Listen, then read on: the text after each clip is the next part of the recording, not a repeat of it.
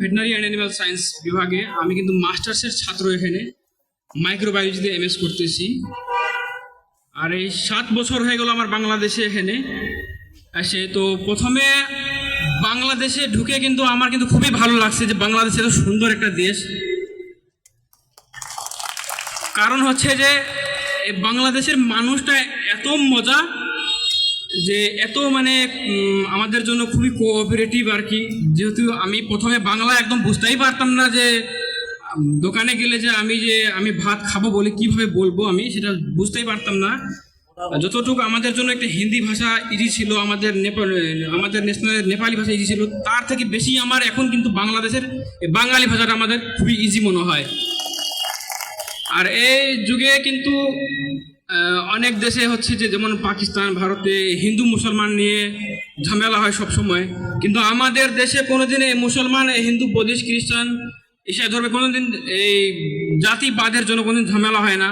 যদি ঝামেলা হতো তাহলে আমাদের সিটির মেয়র সে একজন মুসলিম থাকতো না, যেখানে 2% মুসলমান আর 98% হিন্দু ছিল। এটা হওয়া উচিত না। তো জন্য একটা ইয়া আছে যে বলে সবাইকে যে হিন্দু কে লিয়ে না মুসলমান কে লিয়ে জিনা হ্যায় হামে ইনসান কে লিয়ে। তো মানুষের জন্য কিন্তু বাঁচতে হবে।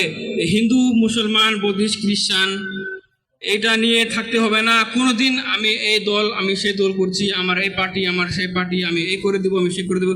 শেষে কিন্তু মাটির নিচে একদিন যেতে হবে সবাইকে, এটা সবাই জানে।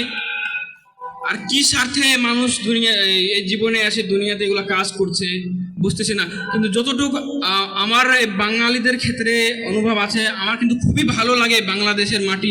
আমি কিন্তু এই ডিভিএমটা পাস করে কিন্তু নেপালে ফিরে গেছিলাম, এমএস করতাম না আর কি। কিন্তু এই বাংলাদেশের যে মায়া, রাজশাহী ইউনিভার্সিটি যে আমাকে এখানে মায়া দিয়েছে, তার জন্য কিন্তু আমি আবার মাইগ্রেশন সার্টিফিকেট না তুলে কিন্তু আমি আবার ব্যাক করে এখানে এমএসএ জয়েন করছি রেগুলার ছাত্র হিসাবে এখানে।